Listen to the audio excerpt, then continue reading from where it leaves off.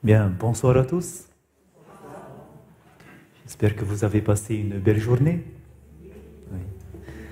Pour notre part, avec mon beau-père, il est vrai que lorsque nous sommes arrivés ici, je vous disais hier que nous avons été surpris par le froid.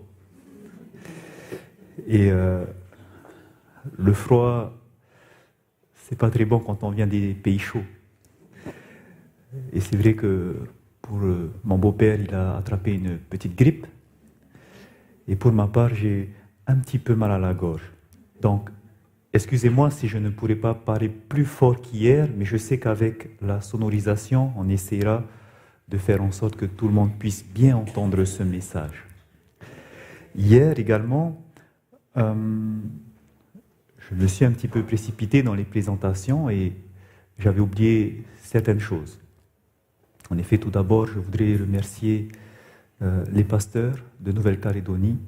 Merci pour votre collaboration. Merci à Pasteur Eric. Merci, je n'ai pas le nom de tous les pasteurs, au président de la mission de Calédonie, au pasteur de l'église de Nouméa. Merci à tous les pasteurs et recevez également les salutations du responsable du ministère de la Santé en Polynésie française, au nom de Samuel Amblin. Recevez également les salutations de notre président de mission, pasteur Roger Tetouanoui, et également, mon église m'a fait savoir de vous envoyer également ces salutations. Il s'agit de l'église de Taha'a, l'église de Potoru. Je remercie également le Seigneur car les frères et sœurs qui sont à Taha'a, nous avons 3 églises là-bas, se joignent aussi à nous dans la prière. Et je loue le Seigneur pour cela, car même si on est loin, les prières qui sont montées à Dieu nous rapprochent, n'est-ce pas? Eh bien, ce soir, nous allons continuer dans la parole de Dieu. Dans cette semaine d'édification, nous avons vu comment est-ce que Jésus a fait pour réveiller son Église. Est-ce que vous vous souvenez ce qu'il a étudié avec les disciples sur le chemin d'Emmaüs? Oui, les prophéties qui se sont accomplies. Et en voyant l'accomplissement des prophéties, ça leur a montré que la parole de Dieu est vivante, elle est vraie, elle est réelle. Et c'est ce que nous avons besoin beaucoup aujourd'hui. Parce que beaucoup lisent la parole de Dieu, mais pour eux, ils ne prennent pas cela au sérieux. Et souvent, lorsqu'on voit que la puissance de Dieu agit dans la parole, parce que ce qu'il dit se passe, ça permet pour beaucoup de voir que oui, c'est vrai. Ce que Dieu a dit, c'est vrai. Et là, je commence à prendre un petit peu plus au sérieux ce que Dieu me dit. Et c'est pour ça qu'il est nécessaire, je pense, d'étudier la parole prophétique. Parce que ça réveille. C'est ce que nous dit l'esprit de prophétie. Mais également, ça nous permettra de nous préparer pour le retour de Jésus. Et vous allez voir cela tout de suite. Je voudrais, avant que nous puissions commencer à ouvrir la parole de Dieu, comme nous l'avons fait hier soir, nous mettre en prière. Je voudrais vous demander de prier individuellement, afin que le Saint-Esprit puisse ouvrir le cœur de chacun. D'accord? Prions individuellement, demandons à Dieu de nous éclairer ce soir, de nous parler. Prions également, s'il vous plaît, pour moi, afin que Dieu puisse m'aider à dire ce qu'il a à nous dire ce soir. Merci. Si vous voulez vous agenouiller, vous pouvez le faire, simplement incliner la tête. Et dès que vous avez fini, nous commençons.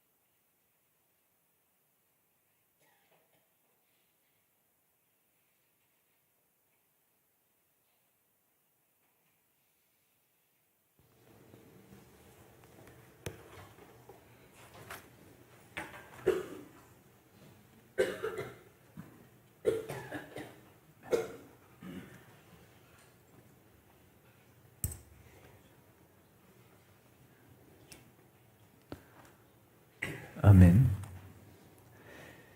Je voudrais vous inviter à ouvrir la parole de Dieu dans 1 Thessaloniciens au chapitre 5. 1 Thessaloniciens au chapitre 5, et je vous invite à prendre le verset 2. Dans 1 Thessaloniciens 5, le verset 2, il est écrit « Car vous savez bien vous-même que le jour du Seigneur viendra comme un voleur dans la nuit. » Lorsqu'on parle du jour du Seigneur, de quel jour parle-t-on? Du retour de Jésus. Le retour de Jésus arrivera comment selon la parole? Comme un voleur. Lorsque le voleur vient, est-ce qu'il prévient son arrivée? Non. Ce qui veut dire que lorsque Jésus reviendra, les personnes seront surprises, n'est-ce pas? Très bien. Mais vous allez voir que ce n'est pas tout le monde qui sera surpris. En effet, regardez le verset 4. Au verset 4, il est écrit « Mais vous, frères, vous n'êtes pas dans les ténèbres pour que ce jour vous surprenne comme un voleur. » Les chrétiens, les enfants de Dieu, ne seront pas surpris du retour de Jésus. Pourquoi? Regardez le verset 5. « Vous êtes tous des enfants de la lumière et des enfants du jour. Nous ne sommes point de la nuit ni des ténèbres. » Pourquoi est-ce que nous ne serons pas surpris? Parce que la Bible nous dit que nous sommes des enfants de lumière. Nous avons une lumière avec nous. Nous ne sommes pas dans les ténèbres. Quelle est cette lumière qui fait que nous ne sommes pas dans les ténèbres? La parole de Dieu. Psaume 119, verset 105, il est écrit « Ta parole est une lampe à mes pieds, une lumière sur mon sentier. » Au travers de la parole de Dieu, lorsque nous l'étudions, nous saurons les signes qui nous diront « Nous savons que Jésus arrive, n'est-ce pas ?» Et c'est ce que nous avons étudié hier au travers de l'Apocalypse chapitre 13. Ça doit arriver, on sait alors que Jésus arrive. On ne peut pas dire que Jésus ne revient pas maintenant. Parce que tout est en train de s'accomplir. Et vous allez voir que nous avons également une autre lumière, pas seulement la parole de Dieu dans son ensemble, mais plus précisément ce que nous lisons dans 2 Pierre 1. 2 Pierre 1. Le verset 19. Regardez cette autre lumière dont on parle. Au verset 19, il est écrit « Et nous tenons pour d'autant plus certaine la parole prophétique, à laquelle vous faites bien de prêter attention, comme à une lampe qui brille dans un lieu obscur, jusqu'à ce que le jour vienne apparaître et que l'étoile du matin se lève dans vos cœurs. » Ce jour qui va venir apparaître, c'est quel jour qui va venir? Le grand jour du Seigneur, le retour de Jésus. Alors que le retour de Jésus arrive, Pierre nous conseille de tenir quoi comme lampe? Qu'est-ce qui est cette lampe qui nous aidera à rester dans la lumière jusqu'au jour du retour de Jésus? C'est la parole prophétique. La prophétie nous aidera à tenir ferme et à rester éveillés comme des sentinelles. Et c'est pour cela qu'en tant que peuple de Dieu, nous avons reçu un don spécial. Ce que la parole appelle le témoignage de Jésus, qui est, selon Apocalypse 19, verset 10, l'esprit de la prophétie, qui a été manifesté en la servante du Seigneur au nom d'Ellen White. Et nous avons vu hier que ce qu'elle a dit s'accomplit. Elle éclaire davantage ce que la Bible dit, mais vous allez voir qu'elle nous donnera également d'autres éclairages plus précis pour que nous puissions être prêts. C'est pour ça, frères et sœurs, ne négligez pas les écrits d'Ellen White. Sachez que l'un des subterfuges à la fin de l'ennemi, c'est de rendre inefficaces les témoignages. Et c'est pour cela, faites attention. Vous allez voir que ce soir, ce qu'elle a dit est en train de s'accomplir. Et c'est pour ça, nous ne devons pas le négliger. Parmi ses déclarations, elle dira ceci. Les périls des derniers jours sont sur nous. Et dans notre travail, nous devons avertir les gens du danger qu'ils subissent. Ne laissez pas intactes les scènes solennelles que la prophétie a révélées. Si notre peuple était à moitié éveillé, s'il se rendait compte de la proximité des événements dépeints dans la révélation, une réforme serait menée dans nos églises et beaucoup d'autres croiraient le message. Qu'est-ce qui mènerait vers cette réforme dans cette église, dans nos églises? C'est lorsque le peuple de Dieu se rendra compte de quoi? De la proximité des événements dépeints dans la révélation. Ces événements qui vont arriver, nous avons vu hier qu'on parlait de la marque de la bête, lorsque nous voyons cet événement qui arrive, alors l'Église prendra compte qu'il faut maintenant se réveiller, qu'il est l'heure de se réveiller de ce sommeil. Et c'est pour ça que nous tenons tellement à étudier pendant ces soirs, ces 3 premiers soirs en tout cas, la parole prophétique. Et c'est pour cela que si je remercie le Seigneur car il y a de nouvelles personnes ce soir. Merci à ceux qui ont appelé leurs frères pour venir. Mais demain, ce sera le dernier soir où on pourra étudier encore cette parole prophétique et c'est pour ça, invitez d'autres personnes. C'est un moyen que Dieu utilise pour les réveiller. Parce qu'après, quand ils viendront, ils ne seront plus, on va dire, sur la même longueur d'onde. Et c'est pour cela, ayez pitié pour vos frères et sœurs, appelez-les. Dieu les invite aussi à entendre ces choses-là. Donc ce soir, nous allons voir ces événements qui sont prêts à s'accomplir. Le thème de ce soir s'intitule « La fin, plus près qu'on ne le pense ». Le sous-titre « La bête et les rois de la terre ». Nous avons vu hier qu'il y aura cette persécution, n'est-ce pas? Qu'il y aura une persécution contre ceux qui refuseront de recevoir la marque de la bête. Et cela a déjà été prédit par Jésus-Christ. Je vous invite à lire ce verset dans Matthieu au chapitre 24. Matthieu, chapitre 24. Concernant les signes de la fin, voici ce que Jésus dira à partir du verset 6. Matthieu, chapitre 24, verset 6, il est écrit « Vous entendrez parler de guerre et de bruit de guerre.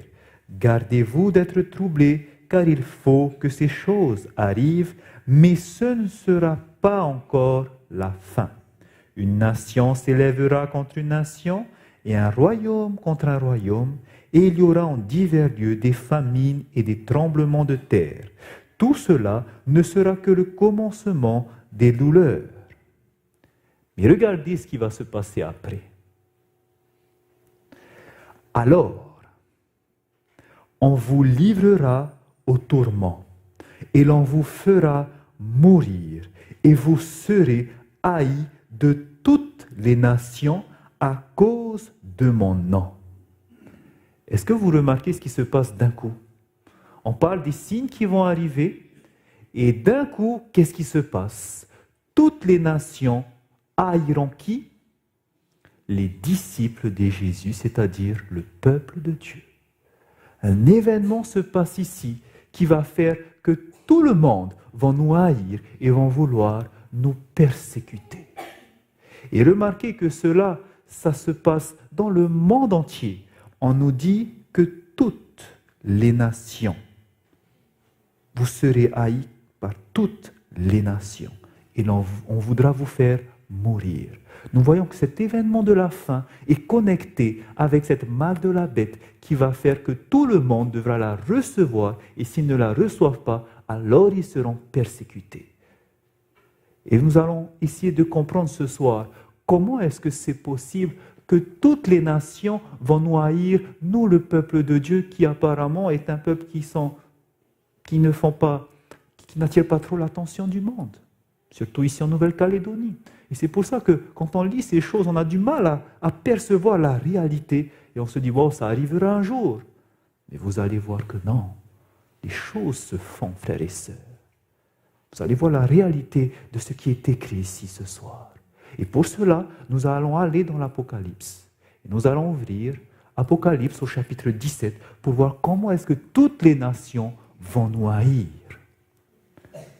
Apocalypse chapitre 17.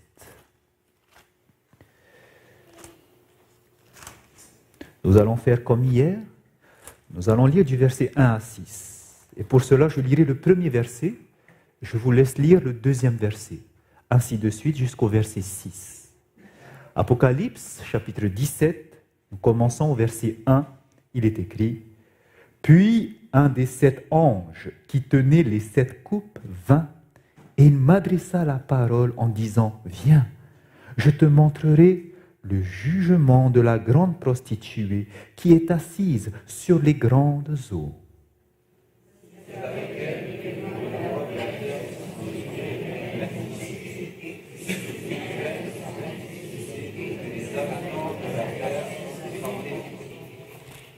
Verset 3, et il me transporta en esprit dans un désert, et je vis une femme assise sur une bête écarlate, pleine de noms de blasphème, ayant 7 têtes et 10 cornes.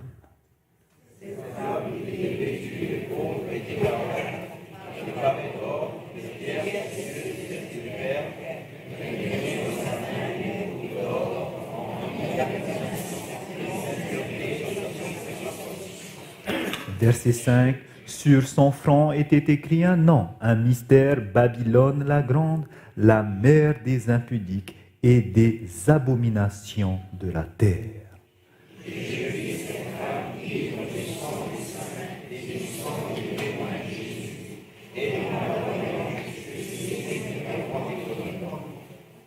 Voici ce que Jean a vu, une prostituée appelée Babylone la grande. Nous allons ce soir étudier cette prophétie, parce que nous allons voir qu'elle va faire quelque chose. Nous allons voir qu'elle va s'allier à d'autres personnes, et ils vont persécuter le peuple de Dieu. En effet, nous allons lire directement le verset 12. Verset 12, il est écrit: Les 10 cornes que tu as vues sont 10 rois qui n'ont pas encore reçu de royaume, mais qui reçoivent autorité comme rois pendant 1 heure avec la bête. Ils ont un même dessein et ils donnent leur puissance et leur autorité à la bête. Ils combattront contre l'agneau et l'agneau les vaincra, parce qu'il est le Seigneur des seigneurs et le roi des rois, et les appelés, les élus et les fidèles qui sont avec lui les vaincront aussi.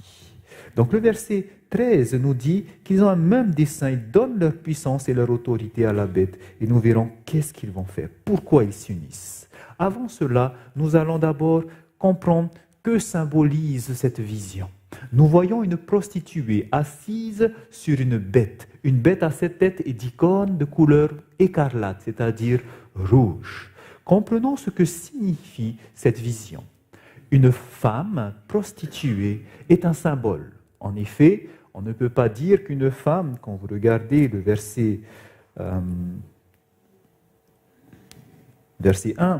on nous dit: Viens, je te montrerai le jugement de la grande prostituée qui est assise sur des grandes eaux.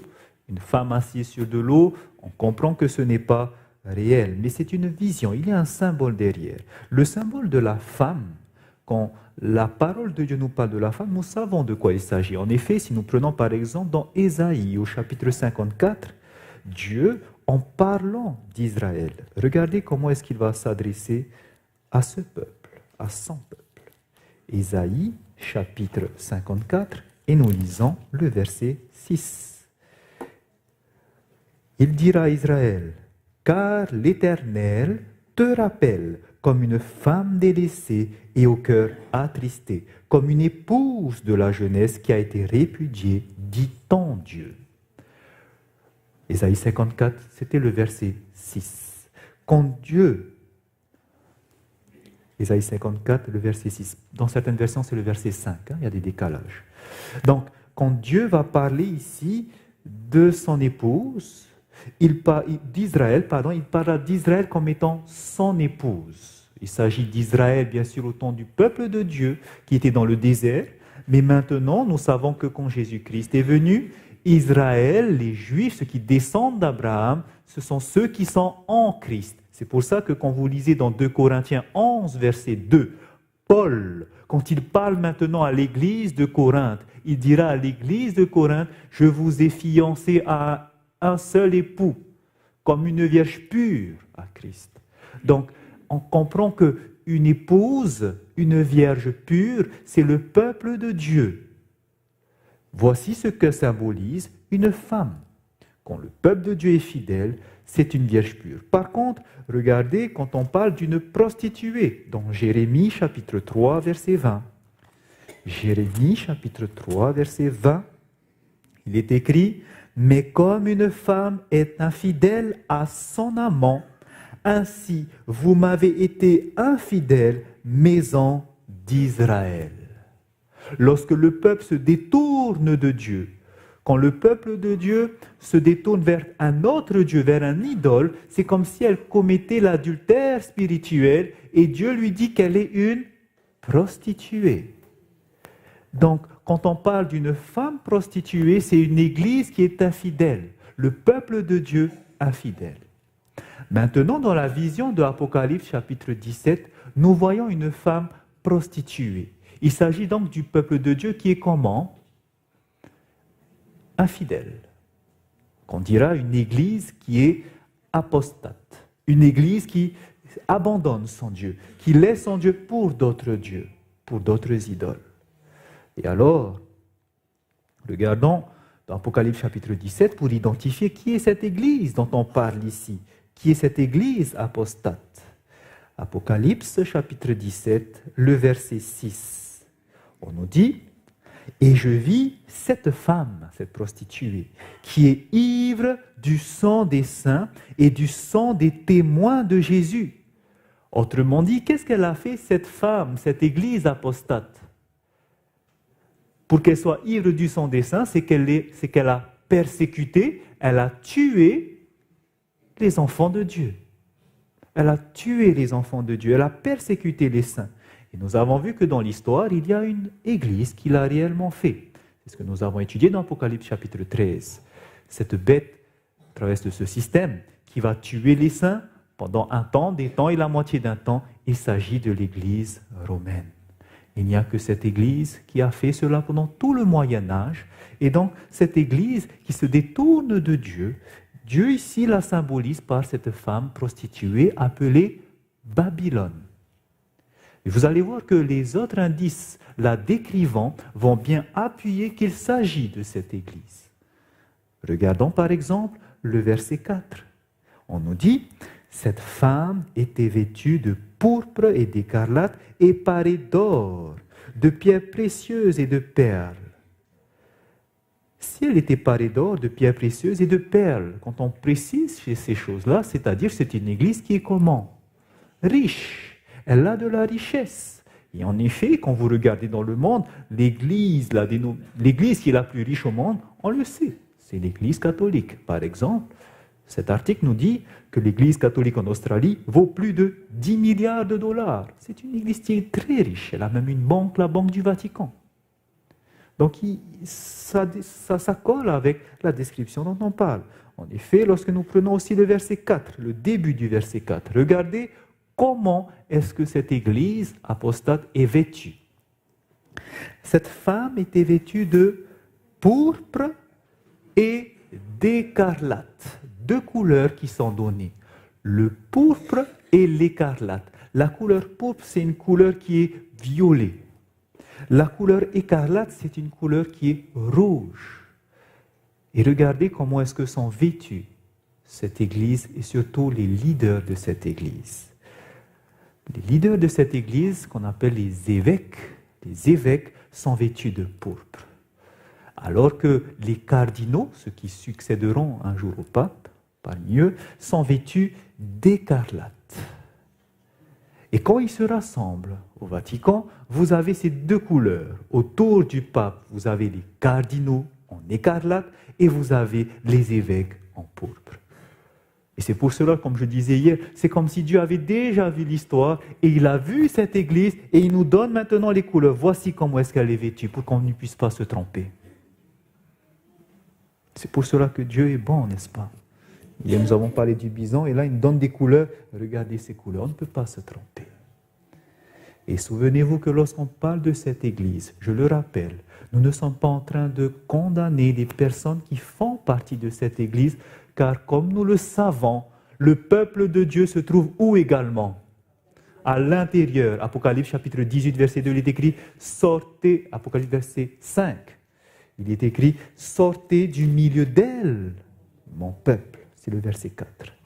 Le peuple de Dieu est à l'intérieur, donc Dieu n'est pas en train de condamner ces personnes. Il décrit des choses pour nous aider à comprendre ce qu'elle va faire pour nous dire que c'est bientôt arrivé. D'accord? Comprenons bien. Donc ici, on nous parle donc de cette église. L'église, appelée également l'église romaine. Maintenant, elle est assise sur une bête à 7 têtes et 10 cornes. Remarquez bien. Hier, nous avons parlé d'une bête, n'est-ce pas? Une bête qui sortait de la mer, qui symbolisait aussi la papauté. Mais gardez bien conscience en tête que quand la Bible utilise un symbole, il précise c'est quoi comme symbole. Nous avons vu qu'une femme représentait quoi? Une église. Mais quand on parle d'une bête, ce n'est pas une église. Une bête, selon Daniel chapitre 7 au verset 23, une bête symbolise un royaume, c'est-à-dire un pouvoir politique. Hier, quand nous avons parlé de cette bête, c'était le pouvoir politique. Et la papauté, nous savons que c'est un pouvoir politique. C'est la tête de la nation.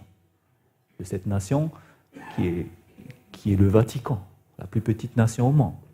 C'est ça qu'on disait la petite corne. Donc, on nous parle ici de l'Église romaine, mais là, maintenant, on nous parle d'une bête. C'est-à-dire, ici, c'est un royaume. Et on va voir de quel royaume il s'agit. Qui est cette bête écarlate? Alors, regardez dans Apocalypse, chapitre 17, le verset 3, la description de cette bête. Au verset 3, on nous dit « Et il me transporta en esprit dans un désert, et je vis une femme assise sur une bête écarlate, pleine de noms de blasphème, ayant 7 têtes et 10 cornes. » Ça vous dit quelque chose, les 7 têtes et 10 cornes? Oui, nous avons vu hier qui avait aussi 7 têtes et 10 cornes. La bête qui sort de la mer. Oui, cette bête qui sort de la mer avait aussi 7 têtes et 10 cornes. C'était écrit dans Apocalypse 13, verset 1. Maintenant, regardez également ce qu'elle porte. Toujours à la suite, et je vis une femme assise sur une bête écarlate. Cette bête était pleine de noms de blasphème. Ok. Retournez un peu dans Apocalypse 13 et regardez comment elle était, la bête qui sort de la mer. Le verset 1, on nous dit bien, puis je vis monter de la mer une bête qui avait 10 cornes et 7 têtes, et sur ses cornes 10 diadèmes, et sur ses têtes il y avait quoi? Des noms de blasphème, de même que la bête écarlate. Vous êtes d'accord avec moi? Ok. Maintenant, prenez dans Apocalypse 17, verset 8, et gardez un doigt dans Apocalypse 13. On dirait que c'est la même bête finalement. Et lorsque vous regardez le verset 8, maintenant, Apocalypse 17, le verset 8, qu'est-ce qu'on nous dit? La bête que tu as vue était, et elle n'est plus.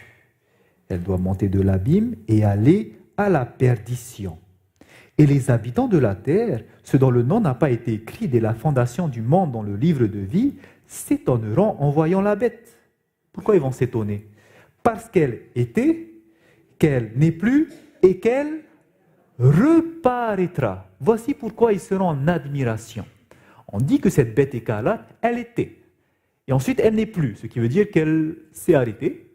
Mais voilà que les personnes seront en admiration derrière elle parce qu'elle va reparaître. Et regardez ce qui se passe avec la bête qui sort de la mer dans Apocalypse 13. Que lisons-nous au verset 3?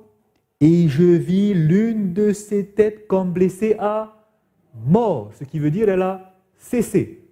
Elle était, elle n'est plus. Et maintenant on dit, mais sa blessure mortelle fut guérie, ce qui veut dire elle va reparaître. Et quand elle reparaît, que nous dit la suite du verset? Et toute la terre était dans l'admiration derrière la bête. Lorsqu'elle reparaît, toute la terre est en admiration, de même que la bête écarlate. Autrement dit, nous voyons que toutes les caractéristiques de la bête écarlate sont les mêmes que celles de la bête qui sort de la mer. Et nous avons vu qui était la bête qui sort de la mer. Il s'agissait de qui? La papauté. Ce qui veut dire que cette bête écarlate, c'est la même bête. Il s'agit aussi de la papauté. Et là, on se pose la question, mais pourquoi est-ce que Dieu, il nous montre l'Église romaine et la papauté? C'est la même chose? Non. Non. Parce que la femme représente quoi, on a dit? L'Église. Alors que la bête représente quoi? Un royaume. En haut, nous avons le pouvoir comment? Religieux. L'Église. En bas, nous avons quoi? Le pouvoir civil. L'État. Et là, la femme qui monte sur la bête, ils ne font qu'un. Autrement dit, Dieu est en train de nous faire un clin d'œil en nous disant, regardez ici, vous avez l'union entre quoi et quoi? L'Église et l'État, l'image de la bête. Nous avons les deux ensemble, l'Église et l'État. Dieu nous fait un signe, c'est la même chose. Ils sont en train de s'unir. Et pourquoi il y a ce clin d'œil? Vous allez voir pourquoi on nous parle de ce lien entre les deux. Parce que vous verrez que ce qu'elle fait, la femme, la bête aussi le fait. Ils font les mêmes choses. Cela va nous aider à comprendre quelque chose. En effet, regardez. Quand nous prenons dans Apocalypse chapitre 17, verset 2. Apocalypse chapitre 17, le verset 2. Qu'est-ce qu'on nous dit? C'est avec elle, donc avec la femme, la prostituée, Babylone. C'est avec elle que les rois de la terre se sont livrés à l'impudicité. Et c'est du vin de son impudicité que les habitants de la terre se sont enivrés. Qu'est-ce qu'elle a fait, cette femme? Elle a fait enivrer qui? Avec son impudicité. Les rois de la terre et qui aussi? Les habitants. Ok? Donc, elle a fait enivrer les rois et les habitants. Donc, premièrement, elle a fait enivrer ces personnes. Et regardez maintenant ce que fait aussi la bête. Dans Apocalypse 17, le verset 13.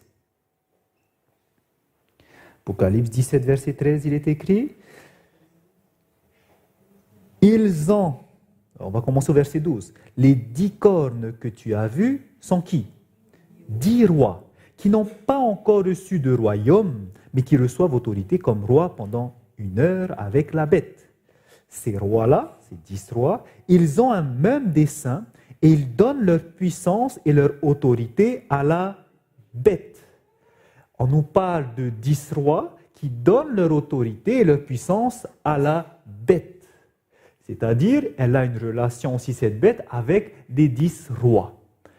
Ici, c'est important de comprendre de quel roi il s'agit ici. Parce que quand on étudie l'Apocalypse, Daniel, vous avez appris que quand on parle de 10 cornes, vous vous souvenez, la bête à 7 têtes et 10 cornes, eh bien, quand on parle de 10 cornes, on fait tout de suite référence à ce qui se passe dans Daniel, au chapitre 7, la 4e bête qui avait 10 cornes avec des dents de fer. Vous vous souvenez de cette bête-là? On parle de Rome ici. Et après, quand on arrive sur les 10 cornes, on sait qu'il s'agit de Rome divisée par les 10 tribus barbares. Vous vous souvenez? Avec les 3 cornes arrachées, les 3 cornes qui ont disparu à cause de la petite corne. Ok. Donc, souvent, quand on étudie ça, on pense que les 10 cornes, ce sont ces 10 rois qui vont donner leur autorité à la bête. Et là, on se dit que ces 10 rois, eh ben, ce sont les 10 tribus barbares. Et vous allez voir qu'il ne s'agit pas de ces 10 tribus barbares. Ce ne sont pas les 10 tribus barbares. Pourquoi? Regardez ce qu'on nous dit. Le verset 12 nous dit « Les 10 cornes que tu as vues sont 10 rois qui n'ont pas encore reçu de royaume, mais qui reçoivent autorité comme rois pendant 1 heure avec la bête. » Le mot ici, 1 heure, il est important de comprendre ce qu'il signifie. Ce n'est pas une durée, ce n'est pas la durée qui est mentionnée. En grec, le mot ici utilisé, c'est le mot mia horas, qui signifie en même temps. Autrement dit, on pourrait dire que les 10 rois qui n'ont pas encore reçu de royaume, ils reçoivent autorité comme roi en même temps avec la bête. Autrement dit, les rois et la bête vont être ensemble en même temps. Ils vont régner en même temps et ils vont donner leur puissance à la bête. Et maintenant, vous allez voir dans quel contexte on se situe ici, parce que ces rois qui vont donner leur autorité à la bête, ces 10 rois, qu'est-ce qu'ils vont faire? Ils seront présents jusqu'au moment où elle va être détruite, ou jusqu'au moment où Babylone va être détruite. En effet, quand vous prenez plus bas, le verset 16, les 10 cornes que tu as vues et la bête, donc les 10 rois et la bête, haïront la prostituée, Babylone. Ils la dépouilleront et la mettront à nu et mangeront sa chair et la consumeront par le feu. Les 10 rois seront présents à la destruction de Babylone, la grande. Et nous savons qu'ils seront détruits quand? Quand vous étudiez les 7 fléaux, vous allez voir que c'est pendant les 7 fléaux que Babylone va tomber. Et c'est pour ça que ces 10 rois seront présents à la destruction qui vont se passer à la fin. C'est pour ça que les 10 rois ne peuvent pas être les 10 tribus. Parce que les 10 tribus, 3 ont disparu. Et c'est pour ça que ces 10 rois, ce ne sont pas les 10 tribus. Ça ne s'arrête pas à l'Europe. Mais c'est quoi alors ces 10 rois? C'est pour ça que je vous ai fait le clin d'œil. Ici, l'Église romaine, l'Église unie avec l'État, ils sont une.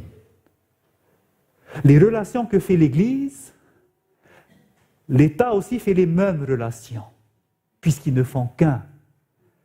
Ce qui veut dire que les rois de la terre avec qui elle a des relations, l'Église, eh bien, si la bête ou la papauté a des relations aussi avec des rois, ces rois de la terre, ce sont les 10 rois.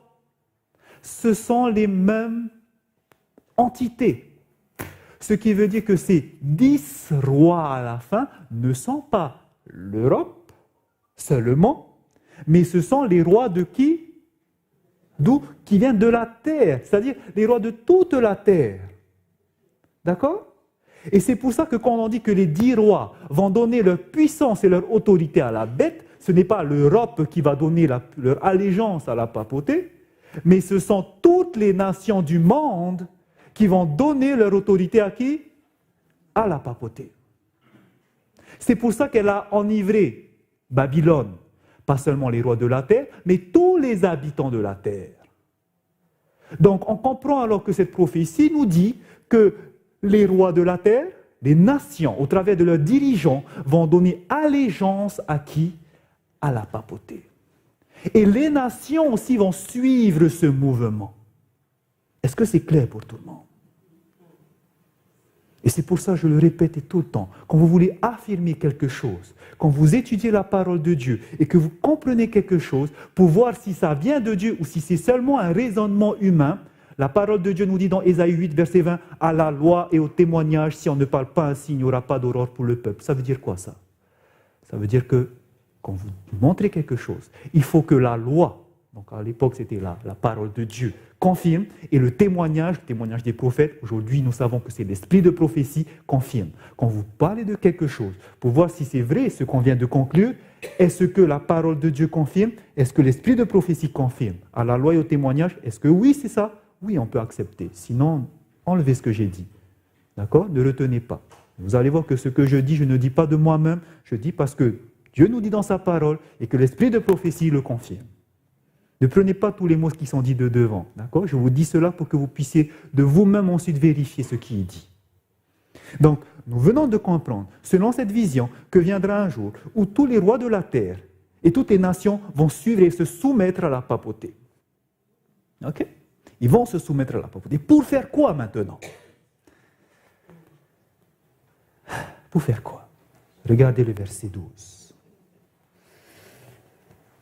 Le verset 13. Ces rois de la terre, ou ces 10 rois, ils ont un même dessein. Qu'est-ce qu'ils font ces rois? Ils ont un même dessein. Ils donnent leur puissance et leur autorité à la bête. Voilà. Tous se soumettent à la bête. Et regardez ce qui se passe au verset 14. Ils combattront contre qui? contre l'agneau et l'agneau les vaincra. Ok. Ils combattront contre l'agneau. Qui est l'agneau? Vous comprenez que ces nations vont se réunir, ces rois vont se réunir pour combattre contre Jésus. Mais il y a un problème. Jésus est où? Voilà. Et pourquoi alors il est écrit qu'ils vont combattre contre Jésus? Amen. Prenons dans Actes chapitre 9, le verset 5. Pourquoi est-ce qu'ils vont combattre contre Jésus alors que Jésus est au ciel? Parce que de même que Saul était en train de persécuter les chrétiens, qu'est-ce que Jésus va dire dans Actes chapitre 9, verset 5? Jésus lui dira, et le Seigneur dit, il répondit, qui es-tu Seigneur? Et le Seigneur dit, je suis Jésus que tu persécutes. Alors que Saul était en train de persécuter les chrétiens, Jésus dit, tu es en train de me persécuter. Ces rois de la terre, ils s'unissent, ils donnent leur autorité à la papauté. Pour faire quoi? Ils vont combattre contre Jésus, mais pas Jésus littéralement, mais contre son peuple. Et il s'agit de qui, on a dit? Pas seulement les 10 rois, mais de tous les rois de la terre. Et là, vous comprenez cette parole, quand Jésus avait dit, vous serez haïs de toutes les nations. Pourquoi toutes les nations nous haïront? Parce qu'ils ont donné allégeance à la papauté. Mais ils ont été séduits, ils ne savent pas qu'ils le font cela. Et c'est comme ça que maintenant qu'ils vont nous persécuter. Jésus a dit cela, vous serez haïs de toutes les nations. Maintenant, on va connecter ce qu'on vient de comprendre dans Apocalypse 17 avec ce que nous avons vu hier. Hier, nous avons dit qu'il y aura un événement qui va se passer avant le retour de Jésus. Il s'agissait de la marque de la bête. Et ceux qui recevront la marque de la bête, on a vu aussi dans Apocalypse 14, qui recevront le message du troisième ange, les fléaux de Dieu. Et les fléaux de Dieu seront déversés, Apocalypse 16. Et ensuite, après que les fléaux soient déversés, Jésus reviendra. Donc, avant que Jésus ne revienne, il y a les fléaux qui sont déversés, ils sont déversés sur ceux qui recevront la marque de la bête. Et nous avons vu que la marque de la bête sera effective au moment où il y aura quoi? La loi du dimanche qui sera établie où? Qui va le faire, la marque de la bête? La bête qui monte de la terre, c'est-à-dire les États-Unis d'Amérique protestante. Donc, une fois qu'il y aura cette marque de la bête, ensuite, qu'est-ce qui va se passer? Revenons dans Apocalypse 13.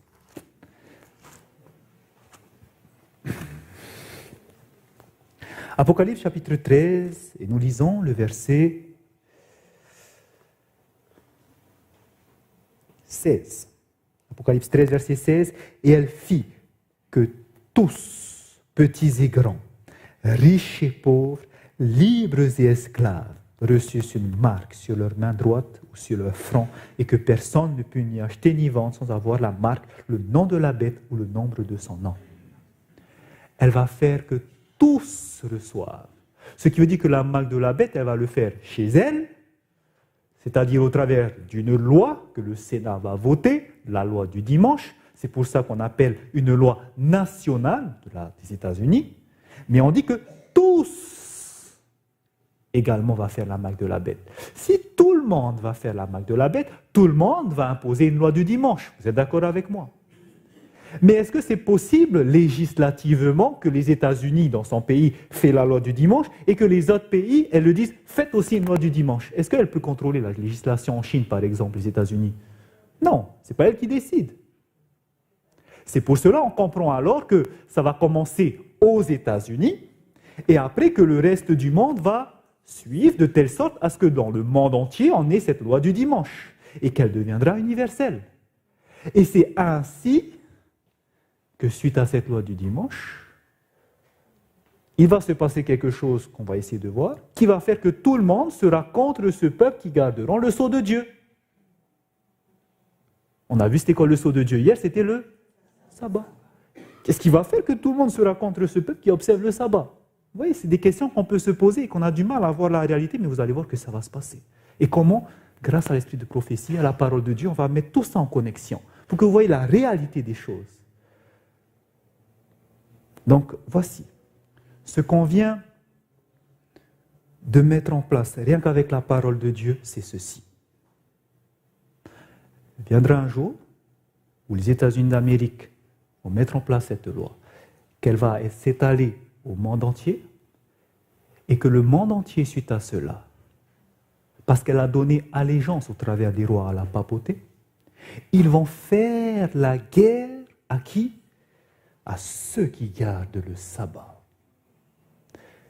Et maintenant, à la loi et au témoignage, que nous dit l'esprit de prophétie? Voici ce qu'elle nous dit. Événement des derniers jours, page 105.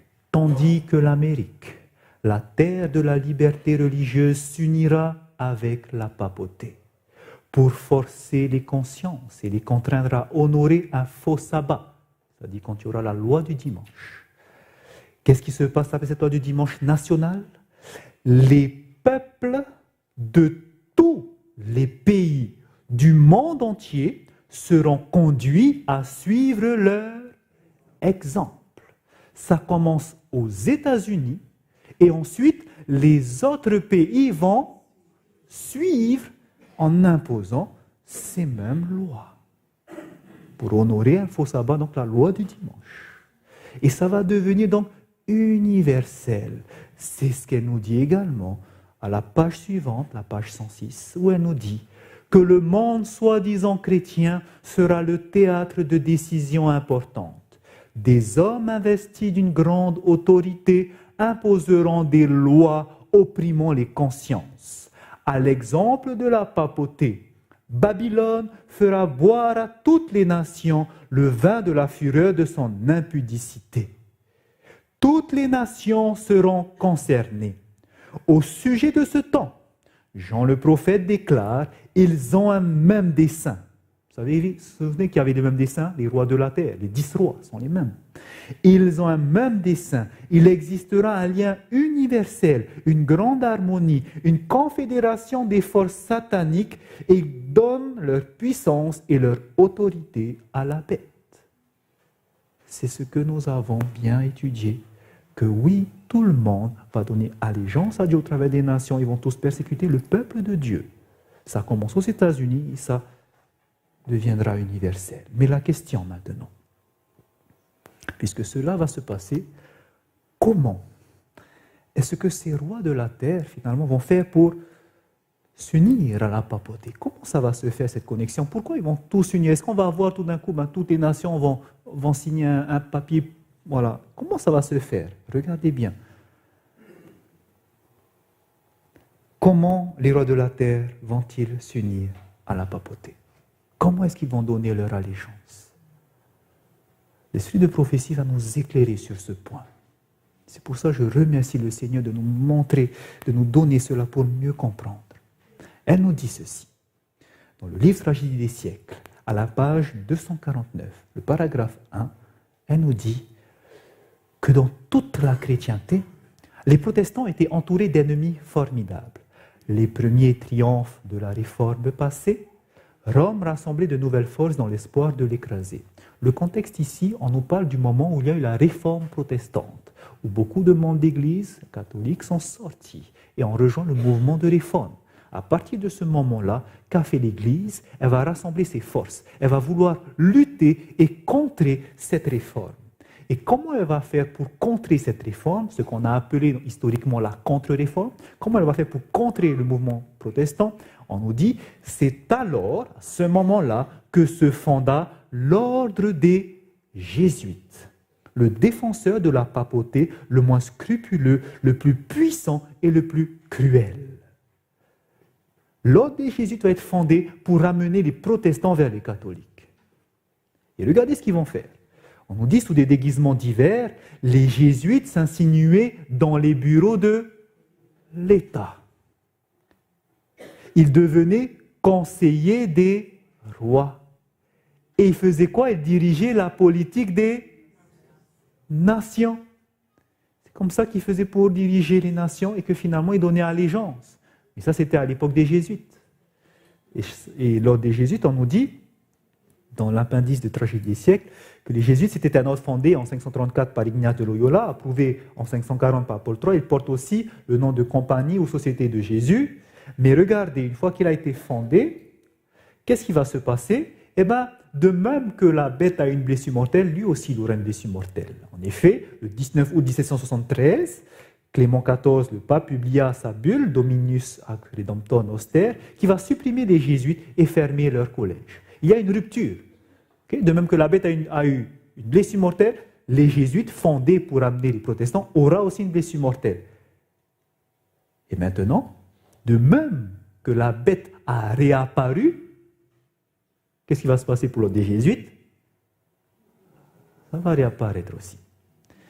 Par un bref pontificat, daté du 13 juillet 1886, le pape Léon XIII rétablissait les jésuites dans tous leurs privilèges. Voilà. Donc il y a une interruption. Et regardez ce qui s'est passé pendant cette interruption. Pendant l'interruption, pendant la suppression de l'ordre de 1773 à 1814 par le pape Clément XIV, on nous dit que le général Ricci, c'est-à-dire le général des jésuites, qu'est-ce qu'il va faire? Il va créer les Illuminati avec son soldat Adam Weishaupt, le père du communisme moderne. C'est à ce moment-là que va se créer d'autres sociétés secrètes, qu'on appelle ici par exemple les Illuminati. Il n'y a pas eu que les Illuminati qui ont été créés, vous allez voir que d'autres sociétés également ont été faites par les jésuites. La vérité, donc c'est le grand dessein exposé de John Daniel qui nous dit que la vérité est que les jésuites de Rome ont perfectionné la franc-maçonnerie pour être l'outil le plus magnifique et efficace accomplissant leur plan sur le protestantisme. Donc les jésuites vont également fonder les francs-maçons. Les francs-maçons sont des protestants qui font beaucoup de bien d'ailleurs, beaucoup de bonnes actions. Mais qui a fondé cela? Des jésuites. Illuminati, francs-maçons, pas seulement, même l'ordre de Malte. Ce sont des sociétés qui font beaucoup de bonnes choses, mais qui existent. Et regardez qui font partie de l'ordre de Malte. Par exemple, la CIA. On nous dit que la CIA a adopté le surnom de catholique C, Intelligence I, A pour Agency, et Catholic in Action. Il est intéressant de savoir pourquoi. Une des raisons, c'est que c'est le nombre relativement élevé de catholiques qui ont servi en tant que directeurs de l'agence. 3 des 5 derniers directeurs de la CIA étaient catholiques. Michael Hayden, Leon Panetta et l'actuel directeur John Brennan. Et la plupart des directeurs les plus influents dans l'histoire de la CIA étaient catholiques. Ils n'étaient pas seulement catholiques, ils étaient dévoués à la messe et dans de nombreux cas, ils étaient membres de sociétés comme les Chevaliers de Malte, l'ordre de Malte. Donc la CIA connectée à l'ordre de Malte. Vous avez d'autres sociétés secrètes également qui existent, comme le Bosquet bohémien, dont fait partie, donc ça c'est une photo du rassemblement du Bosquet bohémien. Si vous regardez dessus, cette photo, vous avez le président des États-Unis, le 37e Richard Nixon, avec à côté de lui Ronald Reagan, le 40e président des États-Unis.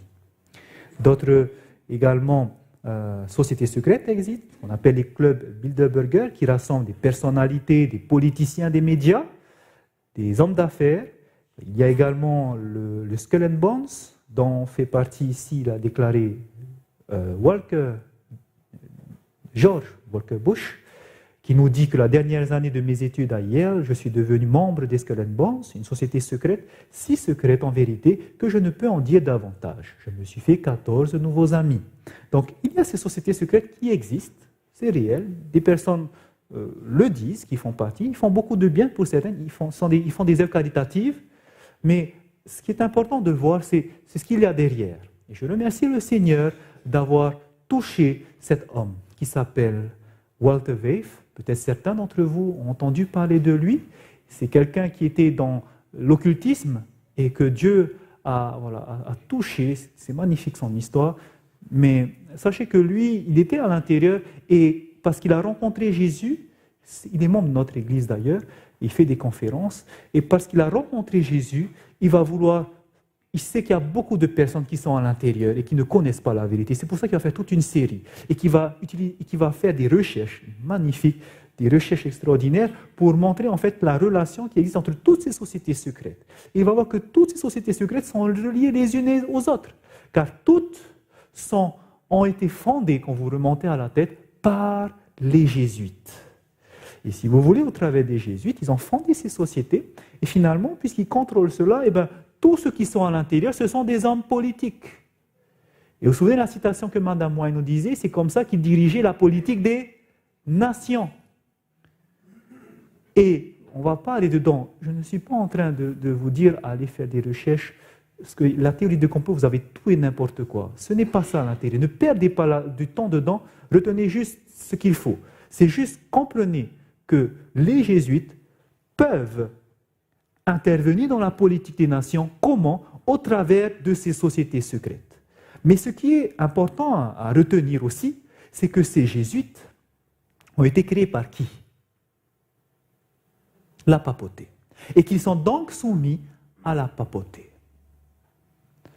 Ils sont soumis à la papauté. Et là maintenant, vous allez comprendre pourquoi c'est tellement important de parler de la prophétie aujourd'hui. Parce que la papauté, la parole de Dieu appelle le pape le fils de la perdition. Et quand vous voyez aujourd'hui que le but des jésuites, c'est de diriger la politique des nations, c'est de ramener les protestants vers l'Église catholique. Et là, vous vous dites, ce qui s'est passé là, quand le pape François Ier a été élu, ce n'était pas n'importe quel pape. C'est le premier pape qui est jésuite. Et là, ça doit alerter les sentinelles, n'est-ce pas? On ne doit pas rester couché là quand on voit ces choses. Et là, on doit se dire, waouh, un jésuite, il est le pape. Et vous comprenez maintenant que la politique va se faire comment? Bam! C'est facile maintenant, on pilote, c'est vite fait, c'est un raccourci. Tout va se faire rapidement et c'est pour ça qu'il est temps de se réveiller, parce que vous allez voir ce qui se passe maintenant. Pourquoi je vous parle de ceci? Parce que l'esprit de prophétie nous dit, faites attention, en parlant de ces sociétés secrètes. Elle nous dit ceci, dans le livre Testimonies for the Church, à la page chapitre 8, volume 8. On nous dit, un pouvoir infernal est à l'œuvre pour susciter les dernières scènes du drame. Les dernières scènes de cette histoire sur cette terre, regardez comment est-ce qu'elles vont se faire. On nous dit, Satan, venant sous l'apparence du Christ et travaillant comment? Avec toute sa ruse et son injustice, au travers de qui? En ceux qui s'assemblent où? Dans des sociétés secrètes. Comment est-ce que les dernières scènes du drame vont être suscitées? Parce que Satan va utiliser quoi? Les sociétés secrètes. Pourquoi les sociétés secrètes? Parce qu'elles sont dirigées par qui? Les jésuites. Et qu'aujourd'hui, le pape est un jésuite. Donc les dernières scènes du drame vont être comment là? Elles vont se précipiter.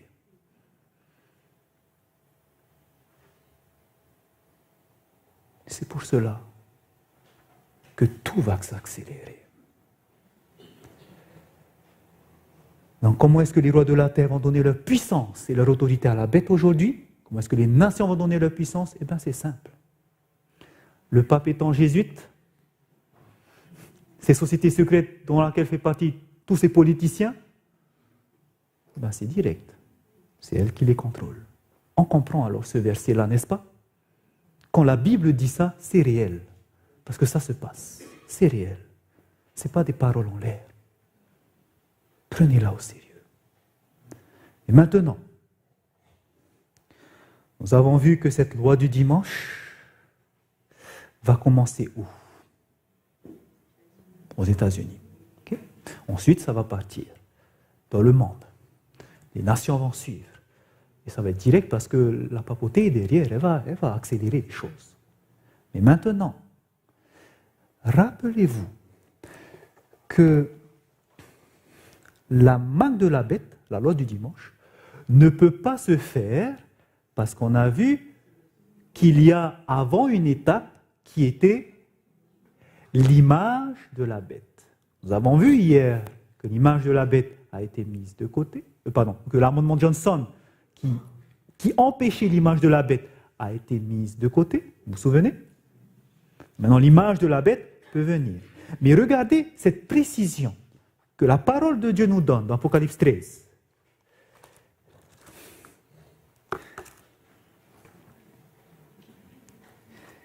Apocalypse chapitre 13, le verset 14. En parlant des États-Unis, on nous dit qu'elle séduisait les habitants de la terre par les prodiges qui lui étaient donnés d'opérer en présence de la bête, disant aux habitants de la terre de faire une image à la bête. Dites-moi, cette image de la bête, qui l'a fait?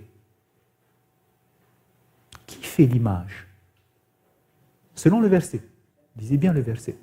Qui fait l'image de la bête? Lisez, lisez. Voilà, merci mon frère. Ce sont les habitants de la terre. Mais qui va leur dire de faire? C'est les États-Unis, c'est la bête, ok? Donc on dit, disons aux habitants de la terre de faire. Les habitants de la terre vont faire quoi? De faire une image à la bête. Ok. Donc comprenez bien. Qui va vouloir que l'Église et l'État s'unissent pour pouvoir ensuite imposer la loi du dimanche? Ça va venir de qui? Du haut de la tête? Qui veut que ça s'unisse?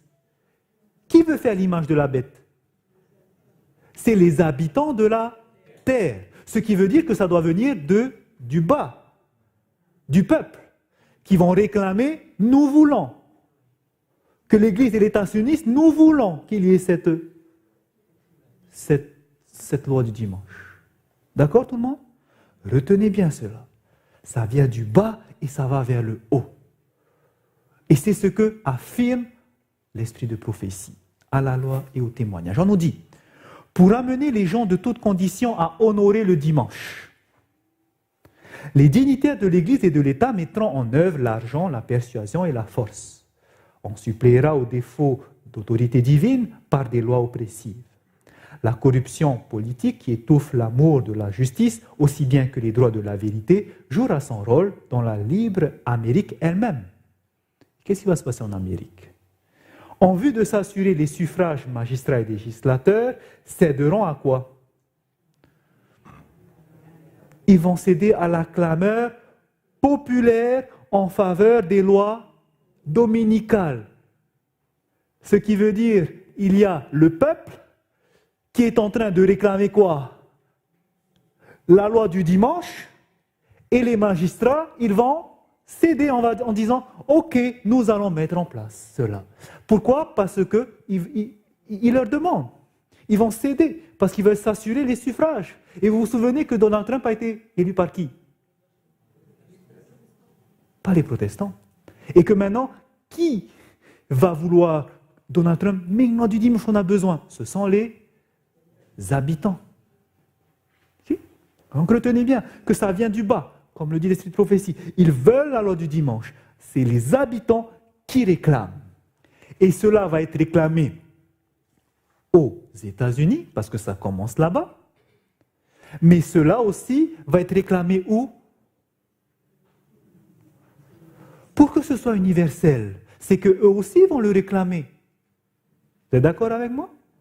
Donc, ce qui veut dire que vont réclamer la loi du dimanche les Américains, vont réclamer aussi la loi du dimanche qui?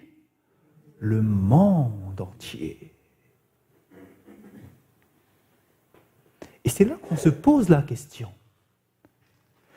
Qu'est-ce qui va faire que le monde entier va réclamer cette loi du dimanche? Ça ne concerne pas seulement les Américains.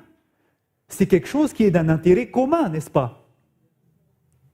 Qu'est-ce qui va faire que toutes les nations veulent cette loi du dimanche? Qu'est-ce qui va faire qu'ils ont tous un... C'est que quelque part, que ce soit chez les Américains, chez les Chinois, chez les Anglais, tous, ils ont le même intérêt qu'ils veulent défendre pour pouvoir demander cette loi du dimanche. Vous êtes d'accord avec moi? Quel est alors, aujourd'hui, à l'époque actuelle à laquelle nous vivons, qu'est-ce qui est d'un intérêt commun à toutes les nations du monde, pas seulement à une seule? Qu'est-ce qui est d'un intérêt commun à toutes les nations? Qu'est-ce que toutes les nations veulent protéger? Vous entendez que ça à la télé aujourd'hui. L'environnement. l'environnement, parce qu'il y a un réchauffement climatique. Vous êtes d'accord avec moi que ça intéresse toutes les nations? C'est pour ça que ça a été fondé le CNUC, la Convention cadre des Nations Unies sur les changements climatiques, et que toutes les nations s'unissent chaque année en faisant des confédérations des parties qu'on appelle COP. COP 1, COP 2, COP 3, et la fameuse COP 21 en 2015 à Paris, vous vous souvenez? Pourquoi ça a été parlé de ça? Pourquoi ça a fait un grand bruit à Paris, la COP 21 en 2015? Parce que depuis que ça existait, toutes les nations, 154 États, en 1992, se sont tous unis parce qu'ils ont vu qu'il y a un problème avec le climat. Et tous se sont unis autour d'une table pour pouvoir régler le problème du climat. Mais pendant toutes ces années de 92 jusqu'en 2015, il y a eu des tentatives d'action, mais ce n'était que des propositions. Et aucune chose n'a été signée. Et ce qui a marqué la COP 21, c'est que pour la première fois de l'histoire des COP, il y a eu un accord entre tous les pays de ce monde. Et voilà pourquoi ça a fait du bruit. On nous dit, selon le comité organisateur, la COP 21 a permis d'aboutir pour la première fois à un accord universel. Voici ce qui unit tout le monde, le climat. Et ils ont atteint cet accord et contraignant, permettant de lutter efficacement contre le dérèglement climatique. Et pourquoi c'est si exceptionnel? Regardez ce qu'on nous dit. L'accord de Paris est le premier texte élaboré par l'ensemble des pays de la planète. Il n'y a pas plus commun à tout le monde que ça. C'est le premier texte commun à tout le monde, l'environnement. Mais aussi, 196 pays sur les 197 que compte l'ONU ont signé ou se sont engagés à signer l'accord de Paris sur le climat. Ce qui fait de ce texte le plus largement et le plus rapidement signé de l'histoire de l'humanité. Il n'y a pas plus important que le climat aujourd'hui. D'ailleurs, remarque, vous savez qui est le 197e pays qui n'a pas signé ou qui ne veut pas signer? Le Vatican. Ils ont juste été spectateurs, mais ils ne signent rien. Vous allez comprendre pourquoi. Parce que tout le monde donne allégeance à qui? À la bête. Comment? Vous allez le voir. Seul le Vatican n'est pas entré dedans. Sachez qu'il y a eu d'autres COP. La COP 22 2016, COP 23, COP 24. Mais il y a un gros souci. COP 22, COP 23 sont venus. Et ils ont vu que le problème, c'est qu'il n'y a rien qui n'a été mené jusqu'à alors. Vous savez pourquoi? Parce que le texte de la COP 21, quand on a décidé de réduire les émissions à effet de gaz, ça coûte de l'argent. Le problème, c'est qu'il y a compétitivité entre les nations et qu'on ne veut pas sacrifier cela, on veut toujours être le premier.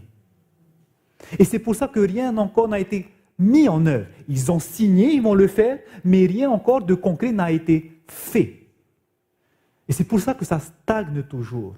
Le problème, c'est que ça freine trop le développement économique des pays. Ça coûte trop cher. On taxe beaucoup ces pays pollueurs. Ça demande beaucoup d'argent. Et c'est pour ça qu'on ne le veut pas. Mais regardez. Je ne sais pas si certains connaissent le MIT, le Massachusetts Institute of Technology. C'est un centre scientifique très important, très reconnu dans le monde. Et regardez l'étude qu'ils ont faite pendant qu'il y a eu la COP 21. Ils ont fait cette étude. Et c'est vraiment quelque chose d'important qu'ils ont trouvé. Et ça intéresse aujourd'hui toutes les nations. Voici ce qu'ils ont découvert, qu'une fois par semaine, il est possible de réduire jusqu'à 15% les émissions annuelles par pays. La seule participation des pays les plus émetteurs de dioxyde de carbone aura le plus grand impact sur le changement climatique. Comment est-ce qu'ils peuvent le faire? C'est qu'ils ont prévu un Green Sabbath, c'est-à-dire un jour de repos vert, c'est-à-dire un jour par semaine. Si toute la terre se reposait, selon leurs calculs, on peut diminuer de 15% les émissions à effet de serre, chose incroyable. Tout ça sans rien dépenser.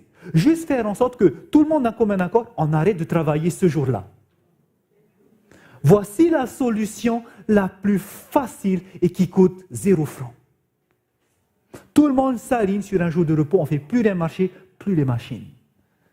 Et on se repose tous un jour. Et regardez maintenant. Voici que, suite à cette COP 21, celui qui n'a pas signé, vous vous souvenez qui est? Voilà. Qu'est-ce qu'il va faire? Si vous avez suivi les actualités, il va faire quelque chose, il va émettre ce qu'on appelle une encyclique. Une encyclique, c'est comme une lettre circulaire qui parcourt toutes les églises du monde catholique. Et cette encyclique, pour la première fois, ne va pas parler de choses religieuses, mais pour la première fois dans l'histoire de l'Église, ça parlera d'autre chose, ça parlera d'environnement. Le pape va venir avec cette encyclique, Laudato Si, si vous avez entendu parler. Et dans cette encyclique, il va inviter les croyants à défendre quoi? L'environnement. Comment faire pour protéger l'environnement? Quelle est la solution que le pape apporte? Eh bien, lorsqu'on regarde dans le Laudato Si, les solutions concrètes, regardez une de ces solutions. Il nous dit, que peut-on faire de pratique pour aider l'environnement? Laudato Si répond, allez à la messe le dimanche. Recevez les sacrements, rencontrez Dieu dans toutes choses, reposez-vous les dimanches. Si vous vous reposez les dimanches, vous allez aider l'environnement. C'est possible? Oui, nous dit le MIT. Une solution facile et qui va aider tout le monde. Voici la solution que le pape apporte. Vous voyez pourquoi il n'a pas signé? Il sait déjà que ça ne sert à rien de signer, les taxes, personne ne va le faire, parce qu'il dirige en dessous. Et voilà qui vient. Il suffit juste, voici la solution, il suffit juste de se reposer le dimanche, appuyé scientifiquement par l'un des plus grands centres de recherche. Et que va faire maintenant les nations? Voilà. Vous savez qu'est-ce qui va se passer un mois après qu'il ait diffusé son encyclique? Il va inviter tous les maires, gouverneurs du monde à venir chez lui au Vatican. Et là, il va leur présenter l'encyclique Laudato Si. Regardez. Oui, il ne va pas aller chercher les présidents, il va directement aller chercher les maires, ceux qui sont en bas. Voilà. Voici ma solution. Et qu'est-ce qu'on va dire de cette solution apportée par le pape? Le maire de New York, par exemple, Bill de Blasio, a déclaré le pape François comme la voix la plus puissante sur cette terre, pour ceux dont la voix n'est pas entendue. Il ne nous a pas convoqués ici pour le statu quo, c'est-à-dire pour ne rien faire, mais pour l'inculper. Aujourd'hui, il faut agir. Il leur a invités à agir. Tous les maires, gouverneurs. Et qu'est-ce qu'ils vont faire suite à ça? Un an plus tard, va se mettre en place des alliances de plusieurs villes, des maires qui vont s'unir pour faire quoi? Pour défendre le climat. Quelle était leur ligne de conduite qui leur a été donnée? Laudato Si. Alignez-vous, tout le monde maintenant, une confédération qui va se faire. On dit aussi dans cet article, aujourd'hui, les deux plus grandes coalitions de villes du monde, la Convention des maires basée à l'Union européenne et le Pacte des maires soutenu par l'ONU, forment une alliance pour relier plus de 600 millions de citadins à la lutte contre le changement climatique. Donc voici la solution. Tout le monde est au courant, toutes les nations sont au courant au travers des maires. La solution est apportée par le pape. C'est plus facile que ceux qui ont été donnés par les rois de la terre. Donc finalement, quelle est la solution? Quelle serait la solution pour le monde, pour ce changement climatique qui coûte tellement d'argent? La solution la plus simple, c'est celle qui vient directement du pape. C'est-à-dire de se reposer une fois par semaine. Mais quel jour? Le dimanche. Et est-ce que les personnes y seront d'accord avec le dimanche? Vous vous souvenez ce qu'on a vu hier? Tout le monde embrasse le dimanche. Oui, le dimanche, c'est important, il faut se reposer ce jour-là. Mais en plus, quand il s'agit de l'environnement, on y va. Le dimanche, tout le monde va réclamer le dimanche parce que ça sera la solution au réchauffement climatique. Et c'est ce que le peuple de Dieu a reçu comme information il y a plus de 100 ans. Vous savez ça? Il y a 100 ans qu'on savait ces choses, que ça aura été la solution au changement climatique. Voici ce que nous dit l'esprit de prophétie. Dans l'événement des derniers jours, page 101, Satan interprète les événements à sa manière. Et les hommes pensent, comme ils le souhaitent, que les calamités qui s'abattent sur le pays sont le résultat de quoi? Pourquoi il y a les calamités? À cause du mépris du dimanche, parce qu'on ne se repose pas. Voilà pourquoi ça continue. Parce qu'on n'est pas en train d'arrêter de travailler pour qu'il n'y ait plus d'émissions à effet de gaz.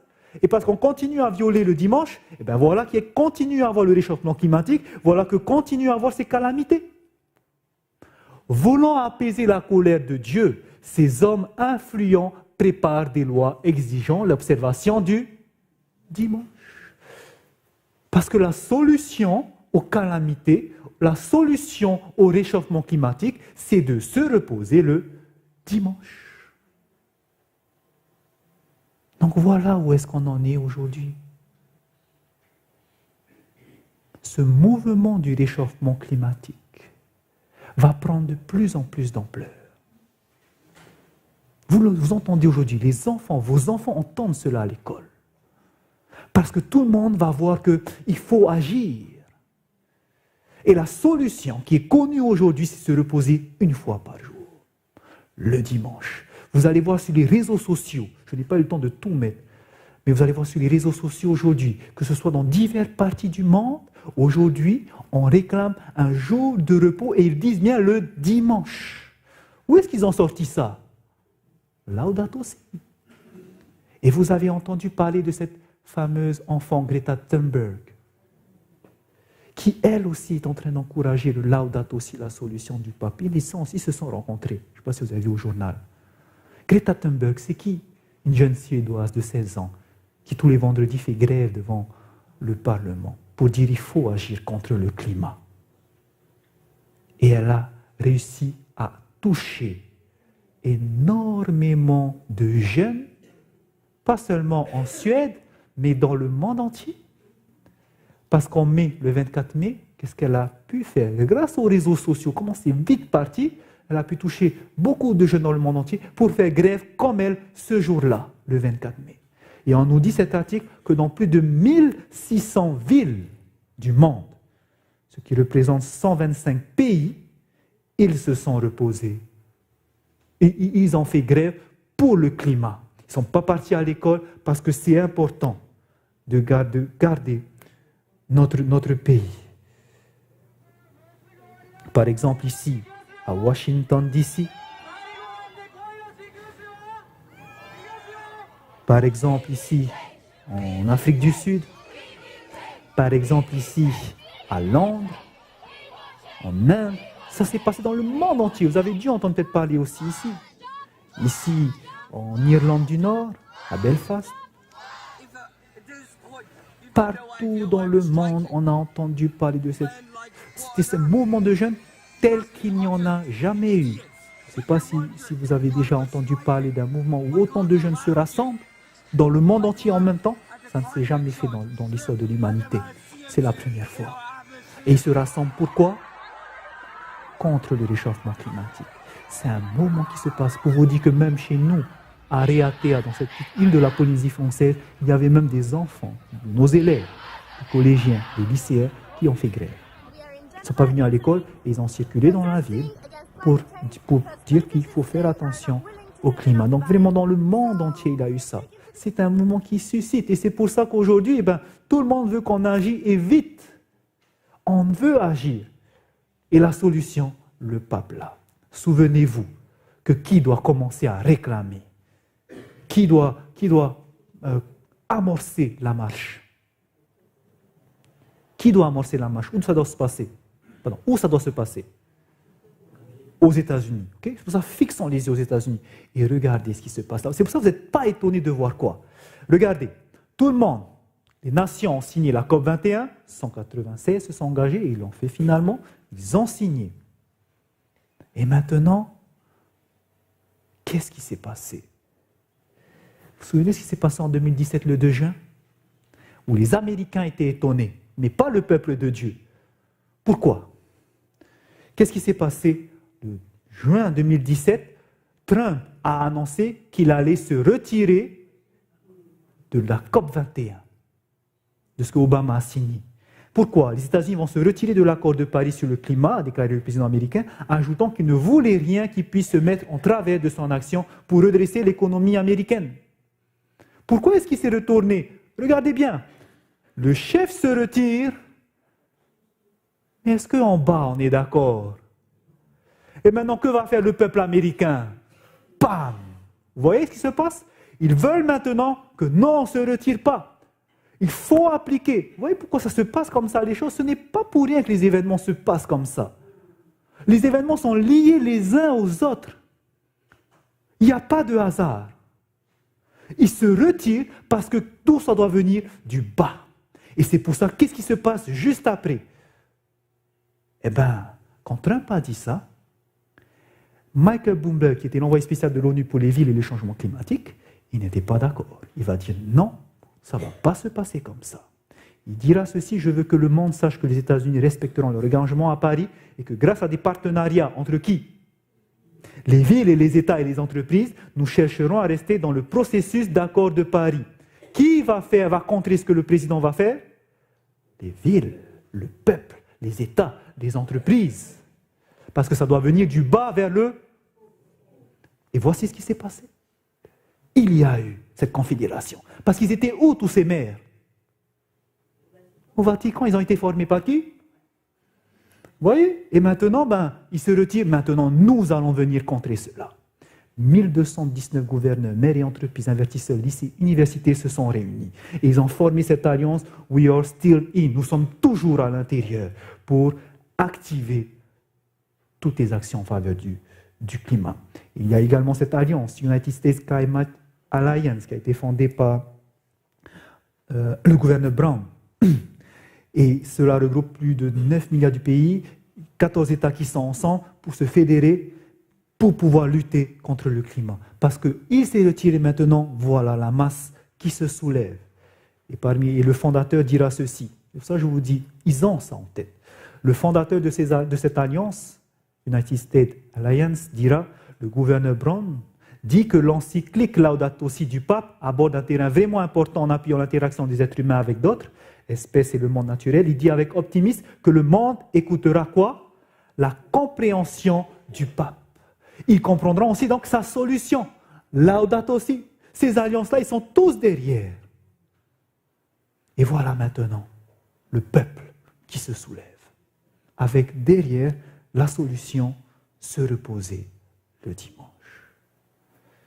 Et c'est pour cela que vous lirez des articles comme ceci. L'Amérique a été formée sur un principe de base. Premier amendement. Séparation de l'Église et de l'État. Mais la religion climatique mêle les deux. L'image de la bête sera aussi formée au travers de cet axe-là, le changement climatique. Ils vont réclamer l'image de la bête. Ils vont réclamer à ce que l'État puisse se reposer le dimanche. Et ce ne sera pas difficile parce que les conseillers, Pottershield, si Dieu dit quelque chose, tu dois le faire. Ça vient de qui? Les leaders? Eh bien, c'est leurs membres. C'est les habitants. Le peuple demande. Trump, tu dois le faire. Frères et sœurs, je ne dis pas que c'est Trump qui va le faire. Je ne suis pas en train de dire ça.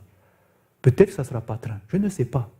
Mais je suis simplement en train de vous dire que tout s'enchaîne, maillon après maillon, pour nous dire que tout est en train de se faire et que nous n'avons plus à attendre. Que l'histoire ne s'est jamais enchaînée tellement si précisément depuis que le pape François est à la tête. Le pape François Ier est là, tout est en train de se faire. Et c'est pour ça, enfant de Dieu, il est temps de se réveiller. Parce que qu'est-ce qui va se passer après? Nous savons qu'il y aura des persécutions. Tous ceux qui ne voudront pas respecter cette loi du dimanche pour faire qu'on se repose le dimanche, pour arrêter le réchauffement climatique, eh bien, ils seront pointés. Et voilà pourquoi les nations ils seront fâchées. Vous ne voulez pas garder le dimanche? C'est le jour de Dieu. Il faut se reposer. Non, nous on garde le sabbat. Et même certains ils disent, je ne sais pas pourquoi je garde le sabbat, je vais à l'église tous les sabbats. Bon, c'est pas grave pour moi, je vais garder le dimanche. C'est pour ça qu'il faudra être ancré dans la parole de Dieu, frères et sœurs. Il ne faut pas venir à l'église pour venir à l'église. Il faut comprendre ce que vous faites. Les adorateurs que Dieu recherche, ce sont des adorateurs en esprit et en vérité. Parce qu'un jour, il faudra défendre votre foi. En quoi vous croyez? En qui vous croyez? Pourquoi vous croyez comme ça? Pourquoi vous faites ça? C'est pour ça la parole de Dieu, ça doit être une encre pour le peuple de Dieu. Et qu'on n'a pas le temps de passer devant ces telenovelas, devant ces films qui embrouillent votre cerveau et qui vous empêchent d'étudier. Vous ne pouvez plus faire ça. Parce que le temps est là. Et si un jour ça doit arriver, sachez que tout est en train de se préparer. Regardez ce qui va se faire aux États-Unis. Pensez-vous qu'on va même, on va dire à celui qui ne suit pas, celui qui ne suit pas ce que le président, ce qu'on a décidé au Sénat de garder le dimanche, vous pensez qu'on va aller faire? Oh, regardez ce qui a été décidé. Quand l'esprit de prophétie dit que ça va se passer, quand la parole de Dieu dit que ça va se passer, ça va se faire. Parce que regardez ce qui se passe. Voici Lynch. Loretta Lynch, qui est la procureure générale des États-Unis, et qui dit qu'on est prêt à persécuter ceux qui ne veulent pas suivre les décisions concernant le climat. Voici ce qu'elle va dire. Le procureur général des États-Unis, Loretta Lynch, a déclaré au comité judiciaire du Sénat de mercredi que non seulement elle a discuté de la possibilité de poursuite contre les actions civiles des soi-disant opposants du changement climatique. Qui seront ces opposants du changement climatique? Qui ne voudra pas suivre la loi du dimanche? Ben, ils seront poursuivis. Mais elle s'est référée à qui? Au FBI, pour considérer les critères pour lesquels nous pouvons engager la poursuite. Ils seront poursuivis, ceux qui voudront s'opposer aux décisions pour sauvegarder le climat. Autrement dit, vous et moi, parce que ça va suivre partout. On va nous regarder avec des gros yeux. Pourquoi vous continuez à garder le sabbat? Pourquoi vous continuez à faire ça? Et sachez que nous serons poursuivis. Et c'est pour ça qu'il faudra tenir ferme. C'est pour ça que quand la tempête arrive, qu'est-ce que tu vas faire? Si tu n'es pas ancré sur le rocher des âges, Jésus-Christ, sur la parole de Dieu, comme cette maison qui tombe, tu tomberas aussi. C'est pour ça qu'il est temps de passer du temps dans la parole, de se réveiller, d'arrêter de faire ce qu'on fait. C'est le temps, on nous dit. L'esprit de prophétie dans la tragédie des siècles. Pour finir, le grand séducteur persuadera les hommes que les serviteurs de Dieu, c'est-à-dire ceux qui observent le sabbat, sont la cause de tous ces maux. C'est à cause de eux. Ceux qui auront provoqué le déplaisir du ciel, c'est-à-dire ceux qui gardent le dimanche, attribueront tout leur malheur aux fidèles, c'est-à-dire ceux qui gardent le sabbat, dans l'obéissance au commandement divin, sera pour eux un continuel reproche. On prétendra que la violation du dimanche est une offense faite à Dieu, un péché attirant des calamités qui cesseront seulement quand tout le monde sera contraint d'observer ce jour. C'est pour ça qu'il y aura ces lois qui vont opprimer tous ceux qui garderont le sabbat. C'est pour cela que la parole de Dieu, frères et sœurs, ce qui a été écrit, quand Jésus a dit « Vous serez haïs de toutes les nations », vous comprenez pourquoi c'est vrai? Vous comprenez pourquoi c'est plausible et que ça va se faire? Parce que vous serez ceux qui s'opposent au climat. C'est une bonne chose pourtant, n'est-ce pas? Et comment Satan est rusé. Et comment depuis 6000 ans il a étudié pour mettre en plan son dernier subterfuge. Et c'est pour ça, mes frères et mes sœurs, il est grand temps de nous réveiller. Nous ne pouvons plus continuer à faire ce que nous faisons. Certes, il y aura des persécutions, mais regardez l'espoir que la parole de Dieu nous donne dans Apocalypse chapitre 17.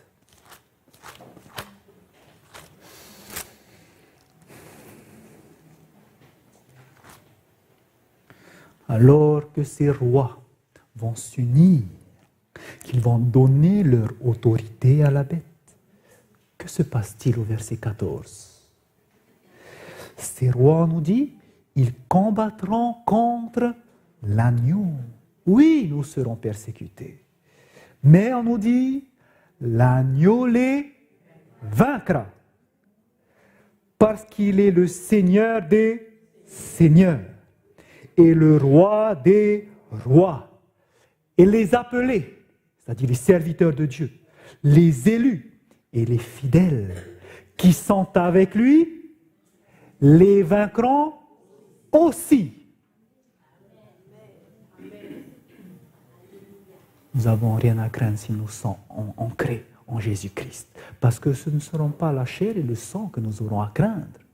Mais nous ne voulons pas perdre notre âme et nous resterons fidèles comme Joseph à Dieu, comme Daniel, comme ses compagnons fidèles à Dieu.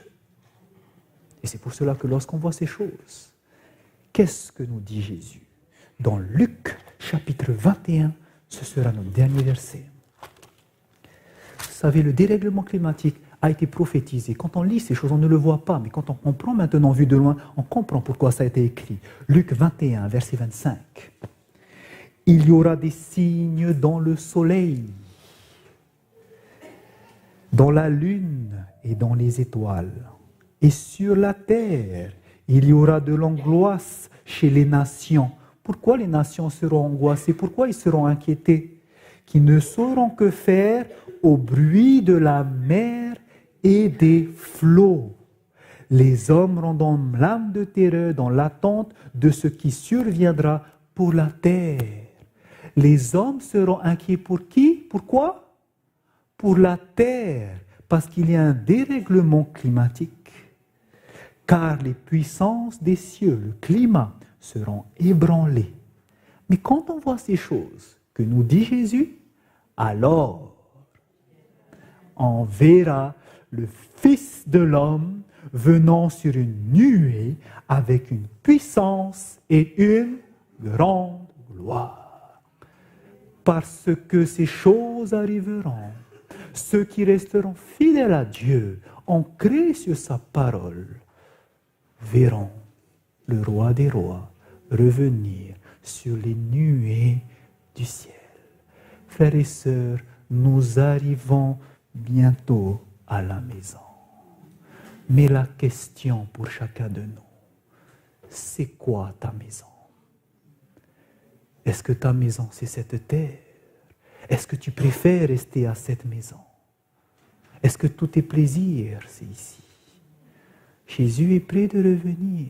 Tu veux rester là, à jouir de ces quelques moments, alors que la maison du Père est préparée au ciel? Quel est ton choix? Où est ton cœur? Car là où ton cœur, là aussi sera ton trésor. Est-ce que ton cœur est partagé aujourd'hui? Tu ne peux servir de maître. Choisis aujourd'hui qui te veut servir. Choisis à qui tu veux rendre allégeance. Tu ne peux pas prendre une décision un petit peu pour Dieu, un petit peu pour les hommes. Ça ne marche pas. Un petit peu pour Dieu, un petit peu pour mes parents qui ne sont pas avec moi. Un petit peu pour ma famille. Non, tu ne peux pas. Parce que Jésus est venu pas pour emmener la paix, mais l'épée. Car il est venu mettre division entre l'homme et son Père. Il y aura une division. Tu ne peux pas te soumettre à tes parents si c'est en dehors de la volonté de Dieu. Il faudra choisir. Tu ne peux pas. Et c'est pour ça qu'aujourd'hui, il y a un choix à faire. Ou tu mets ton cœur entièrement à Dieu, ou tu restes partagé. Et si tu as ce cœur partagé, Dieu ne peut te prendre. C'est pour cela aujourd'hui, le Seigneur appelle chacun de ses enfants à donner leur cœur entièrement à Jésus-Christ. Tout ton cœur, donne-lui. Et il va le purifier. Et il va le transformer. Et ton cœur, il va faire que tu pourras obéir à tous ses commandements. Son esprit va faire que tu vas vivre pour le plaire. Son esprit va faire que tu pourras briller pour le monde. Son esprit va faire que tu seras utilisé pour terminer son œuvre. Son esprit va faire que lorsqu'il reviendra, il pourra te dire « Viens, bon et fidèle serviteur, entre dans la maison de ton Père. » Où est-ce que tu veux aller aujourd'hui? Si tu veux aller au ciel, Jésus t'appelle et il te dit « Ouvre la porte de ton cœur, laisse-moi entrer. » Est-ce que ce soir, il y a des personnes qui, parce qu'ils n'ont jamais donné leur cœur entièrement à Jésus, aimeraient le faire ce soir? C'est ce soir qu'il t'appelle, si tu ne l'as jamais fait. Jésus t'appelle à ouvrir ton cœur, à le laisser entrer pour qu'il puisse faire sa demeure en toi. Jésus aimerait t'envoyer auprès de lui parce qu'il a tout quitté pour toi. Si c'est ton souhait ce soir, je voudrais prier pour toi. Et je voudrais que chacun de nous puissions prier. Pour que chacun de nous puissions laisser toute la place à Jésus. Et qu'il puisse nous préparer pour le retour. Amen. Je vous invite pour cette dernière prière, ceux qui le peuvent, à se mettre à genoux et nous allons prier.